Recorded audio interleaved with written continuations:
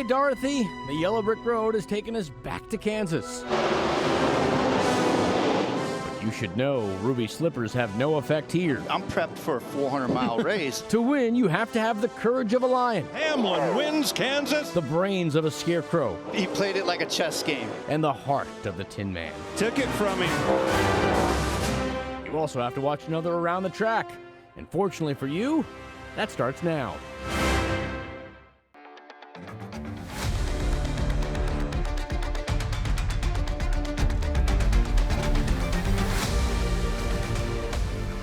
Well, forget clicking your heels 3 times. We'll just throw it into third gear and haul it down to Kansas for the AdventHealth 400. Welcome into the fastest half hour in all of sports. This is Around the Track. Carla Gebhardt, Gabe McDonald. Yeah, we're almost at the halfway point of the Cup Series season, and one of our guests today is still looking for his ticket to the playoffs. But we're pretty sure in the long run that he's a future Hall of Famer. Driver of the Team Penske 22, Joey Logano. Plus, we're going big on the Xfinity Series this week with team owner of Alpha Prime, Tommy Joe Martins. But let's go ahead and drop the green flag and get into this one at Kansas. And this is really a track where gambling pays off more often than not, right? Kansas is a track where you can run multiple lines to move up in the pack.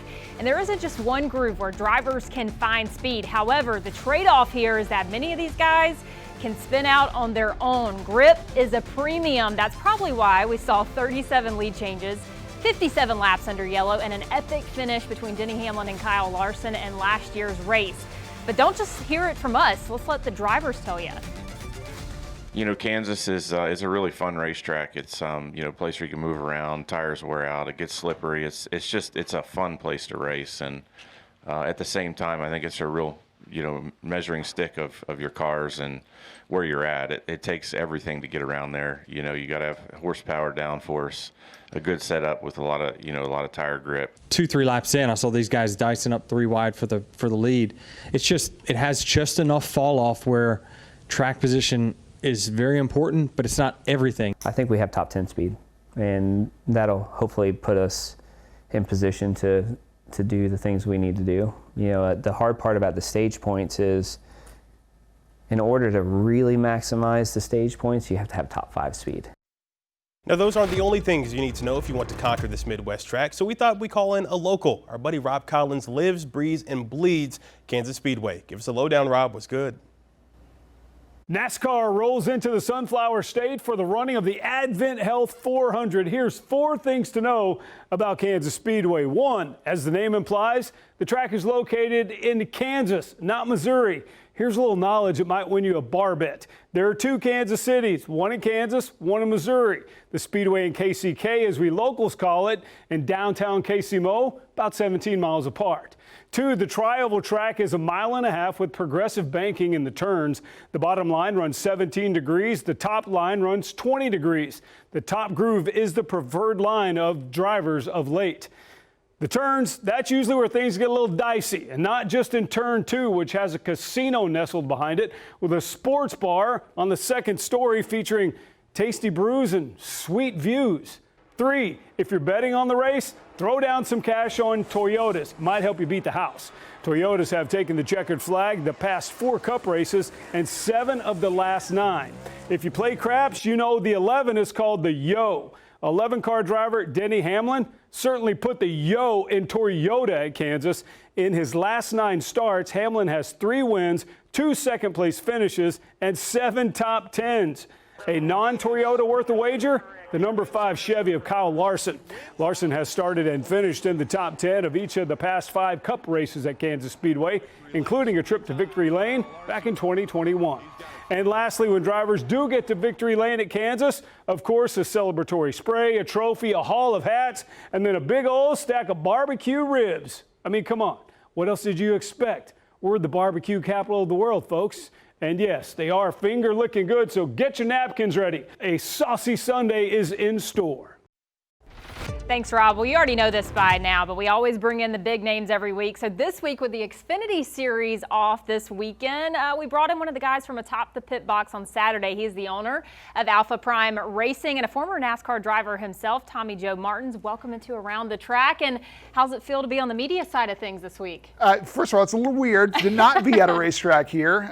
Really lucky that the Xfinity Series has a nice week off here before we go to Darlington next weekend. So it's fun to be in the studio with you guys. So we're going to talk about, obviously, the Xfinity and all three cars in the series. But first, got to talk about Kansas. This track definitely keeps us on the mile and a half and intermediate package. What's going to make this race just so impactful and make it special this weekend? I think what winds up happening in a whole lot of Cup Series races now, it's track position. So you got to look at the people that are winning the battle on pit road, and that's where it has got to start. But it obviously is a track that rewards moving around, finding grip in a lot of different lanes. You've seen the Toyotas be extremely fast recently in the Cup Series, and clearly that intermediate package really kind of suits them well. I look for them to continue that at Kansas. And really, when it comes to Joe Gibbs Racing and that Toyota camp in general, right now their pit crews have been absolutely lights out. That's going to help them keep that track position. That's going to help keep them up front. Yeah, you mentioned Toyota as being hot at that track, but at least this season, if there's smoke, well, William Byron is the smoke and Denny Hamlin is the fire, a Chevy driver and a Toyota driver.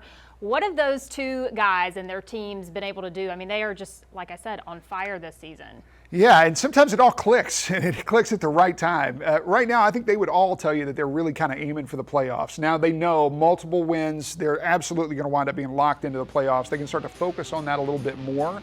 But clearly they found a lot of speed in their race cars. That's the thing that everybody's always chasing. That speed tends to translate on these different types of racetracks. Denny has been outstanding at short tracks over the course of his career. Kind of called his shot at Dover last week when they won that race. That was really kind of cool to see. And he's been really outspoken. I think they're both running with a lot of confidence right now. And I think that's the big thing. When you show up to every type of racetrack feeling like you got a chance to win, everybody on that team believes that too. So now we're going to talk about a hot topic that a lot of drivers have seemed to gripe about. Kyle Larson brought it to light, and now a lot of other drivers have started to follow suit. But aero blocking, obviously being able to use the clean air and making it hard to pass on these tracks. How are we going to see that make an impact on the race this weekend, especially with a track like this being an intermediate? This is welcome to modern NASCAR. We're probably not taking a lot of downforce out of these cars anytime soon. And that's the thing. This is not going away. Whether this is a next-gen car or even the Xfinity Series cars, we talk about that bubble of air, how the air gets disrupted around our cars. It's just so much more noticeable in the next-gen car because of the rear diffuser. And these cars are so planted to the ground. Whereas back in the day, which I get to say now because I got to be in a car at one point, when you could close that gap to the car in front of you and really get close to them, you could actually take the air off the back of the car, loosen that car up. It made it a whole lot easier to make a pass. Didn't make that person in front of you very fond of you as you kind of got to them. That kind of became the new school version of a bump and run. But now these new Cup cars with that rear diffuser and pulling that car, the back of the car to the ground so tight, just made it really hard for guys to be able to get up close to the car in front of them, get that car loose and get around them. So that's what's leading to a lot of this. That aero blocking that we're talking about, it's always kind of been around. You want to take somebody's line. That's kind of always been the thing that we've talked about, but now it's so much more pronounced because of all the rear downforce on these cars. So you said that you've been in a car before, so that means that you've been a rookie before, and this year's rookie class hasn't really had the best start, right? Carson Hocevar, Josh Berry, Zane Smith haven't really seen the results that they probably wanted to. What can they do to get better in the standings, to get some more stage points? What's got to happen? Well, anytime you're starting a new team, like in the case of Zane Smith, right, that 71 group, that's a new group that kind of got thrown together. He's clearly a really talented race car driver. It just takes time to gel, and this is something I definitely know something about, is starting a team from scratch. And anytime you're throwing a bunch of people together, no matter how talented they are, that's got to mesh. But when it comes to specifically the rookies and specifically the way that we do practice now, you just don't have a lot of time. I mean, I remember starting in the Xfinity Series, we got 3 practices in a weekend that were all an hour long. So on any given weekend that I was running an Xfinity car in 2017, 18, 19, I was getting 3 hours of practice. Whereas these guys now, these Cup cars are so different compared to what an Xfinity car is, compared to what a truck is. and now they get 20 minutes of practice. That is a really tough ask. So it is always going to skew more slanted towards the veterans of the series. They have been in these cars more, they have more time at these racetracks, and they're going to be able to adapt a lot quicker. Yeah, well, a lot of good perspective from you, Rob. We'll have more with you on the way, but we got a lot more coming up on ATT, including a chat with another champion in Garage Confidential. Yeah, I feel like like I said, we're making some gains. We're not quite the dominant car yet, but it's still very early in the season. So just how worried is Joey Logano about a Ford not finding victory lane yet this season? Hear from driver of the 22 on that and his take on the next-gen car at Kansas. And you would think that if you qualified to race for $1 million, you would certainly go for it, but that's not the case for one driver. He's actually sitting out the race. Those details are on deck. And NASCAR is preparing to throw it all in reverse down in South Carolina. As in Throwback Weekend, we've got one retro look you have to see to believe. That's coming up when Around the Track continues.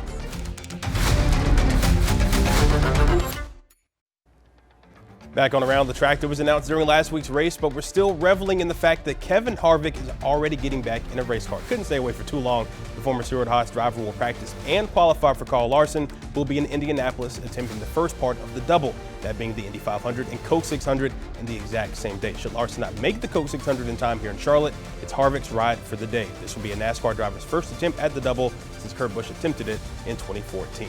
And the next time you'll see us, it'll be Throwback Weekend in Darlington, and Alex Bowman is honoring a living legend. Is that Bowman or Jimmy Johnson? The May 12th paint scheme for the 48 honors not just Johnson, but legendary crew chief Chad Knaus. The two won 81 races together, and this specific scheme is from their early days when Lowe's was the main sponsor. Bowman is hoping to get a boost from the new Ally branded Throwback ride next weekend in Darlington, as he's currently sitting at 9th in the overall point standings. Carla? Well, he is a surefire Hall of Famer, a two-time Cup Series champion, and one of the reasons that Ford has been able to keep its progression in the sport. Joey Logano has had a roller coaster of a 2024 so far, and I talked about it with him at the 60th anniversary for the Mustang at Charlotte Motor Speedway. It's this week's Garage Confidential.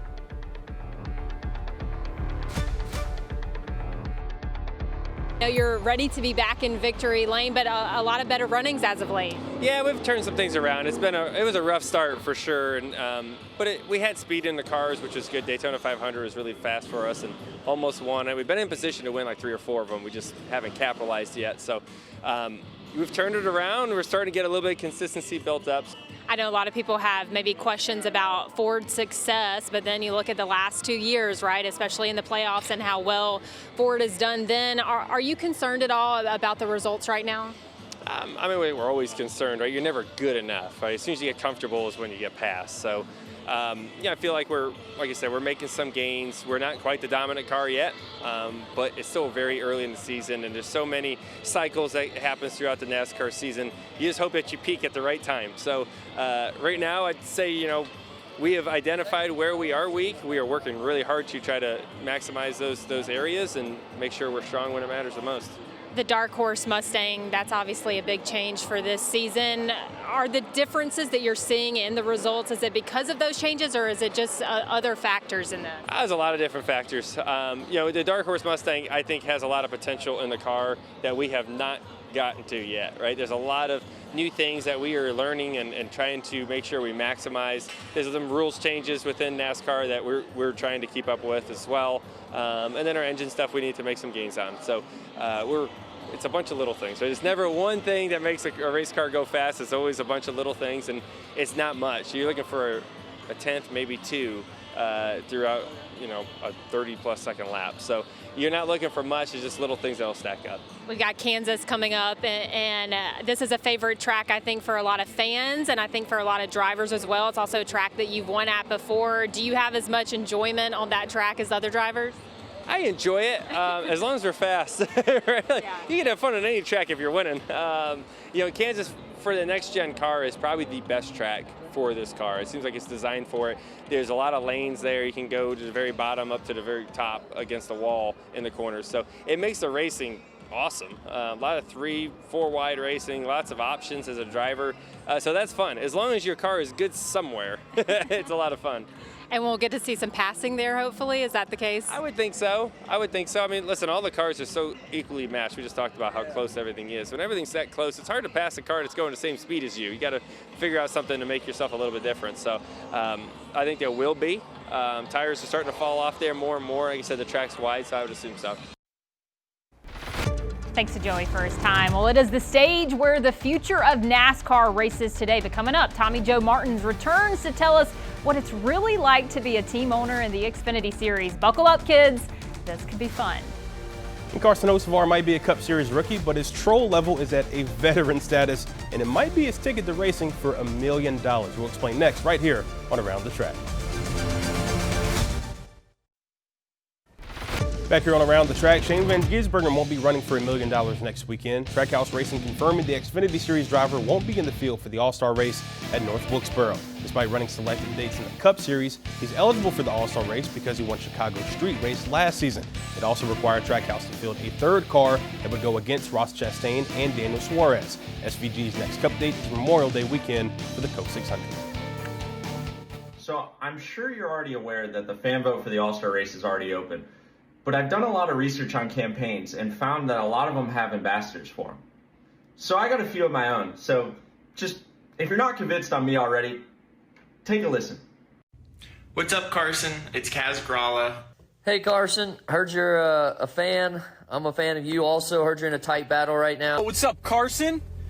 I also heard... It's a savage and diabolical plan that just might work. Cup Series rookie Carson Hocevar buying cameos from fellow Cup Series drivers, promoting him to get votes so that he can get the fan vote into the All-Star race. He didn't even tell him that it was him or what he needed votes for, but it worked. We'll find out who the fans vote into the race just after the All-Star Open, which is about an hour before the All-Star race on May 19th. And all of those guys you just saw have at one point at least driven in the Xfinity Series. Tommy Joe Martins here, a 3-car team owner, Alpha Prime Racing. You've got Ryan Ellis, you've got Brendan Poole as full-time drivers. But Tommy, this Xfinity Series is growing. The racing is really exciting. And starting with the playoffs, every race going forward, all of the races will be on a Nexstar station just like this one. But kind of set the stage for us with the Xfinity Series right now and the growth that you're seeing. I think it's just more competitive each and every year. And that's the thing that I've noticed, right? We've been in this series, either me as a driver or now as a team owner for, gosh, I guess we're going on 8 years, which the time really flies by, but it just feels like each and every year we have to step up from a competition level. And I had a kid that's interning with us here the last couple of weeks. We actually wanted to go back and look at this to prove that I wasn't crazy. We wanted to look at the competition level, really based off Cup involvement in the series. Basically, those Cup organizations that we're seeing, like a Colleague Racing on the screen right there, or Stuart Haas, who Cole Custer's driving for, how many cars are they fielding in the Xfinity Series? And we looked at that number that has gone up significantly, even in the last few years. That number's gone up basically 25%. So the teams that are either Cup affiliated or just straight up Cup organizations, we're now up to about 25 of those out of a 38 car field. So for us as an independent team, we understand if we're not getting better, we're probably not even going to be here.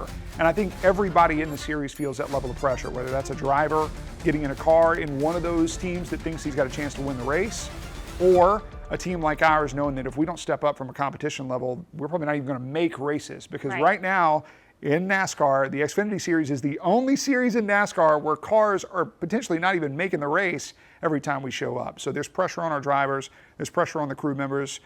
It's a lot of stressful conversations that you have with a sponsor where you say, yeah, we're in the race this weekend, maybe, but we got to perform. And qualifying matters, practice matters. The way you handle an entire weekend really matters. Yeah, absolutely. A lot of great storylines to follow in the Xfinity Series. Again, starting in the playoffs, you can watch every Xfinity Series race on a Nexstar station, Gabe. All right, thanks, guys. We got one last pit stop to take, but when we return, we're doing our victory lane locks. The Vegas odds should go in favor of Denny or Byron, right? Wrong. We'll show you the odds and give you our picks when Around the Track continues in just a little bit. So pretty sure the entire Dawsonville pool room will be tuning in next week. That's because Chase Elliott coming back to Around the track. The driver of the number 9 for the Chevy Camaro for Hendrick Motorsports will be in Garage Confidential. Don't miss it next week, and be sure to check those local listings and your next star stations. Looking forward to having them back on. So who will take the checkered flag this weekend in Kansas? These odds coming up are courtesy of DraftKings. Kyle Larson, he is the favorite right now, plus 380. Denny Hamlin right behind him at plus 400. Of course, they had that battle last season. Tyler Reddick is plus 600. William Byron is plus 700. And Martin Truex Jr. rounds out the top 5 at plus 750 for the AdventHealth 400. All right, so let's go ahead and get into this week's picks, our victory lane locks. Tommy, you're the guest, so you get to go first. Give me Tyler Reddick. I'm not betting against the 45 car at Kansas. They have won that race 3 times. Yep. I'm not betting against Tyler Reddick on a 1.5 miles. We've only really gone to 2.5 miles this year. He's been in the top 5 both times. So give me the 45 car. All right. So the last time me and the guest picked the same guy, that guy won. So I'm also rolling with Tyler Reddick to add another checkered flag and continue the recent success that 2311 has had at Kansas. Reddick won the fall race here last year. Bubba won it the year before. So 2311, they love Kansas Speedway. Reddick also has 3 other top 10 finishes in addition to that 1 victory. Toyotas, they've also won 6 of the last 8 races at Kansas. So I like the 45 to get him another one this weekend. I think Reddick he has a great future in this sport. Already is such a winner. Absolutely. And Kansas is a track that really suits his driving style. He really likes to be up closer to the wall, really move around multiple grooves. So that's a place that he feels extremely comfortable and finds a lot of speed. Well, I'm going to take his owner and Denny Hamlin. I think he is the first driver that ends up going back-to-back this season, right? He won here last season. We saw how that went. And I mean, you talked about his confidence earlier in this show, but I mean, I just think he called a shot last week. He sounded pretty confident this week. That pit crew's doing pretty good. I think that's going to be it. Well, that is a wrap for Around the Track this week. Enjoy the race at Kansas, and we're looking forward to next week when NASCAR is in Darlington. See you next week.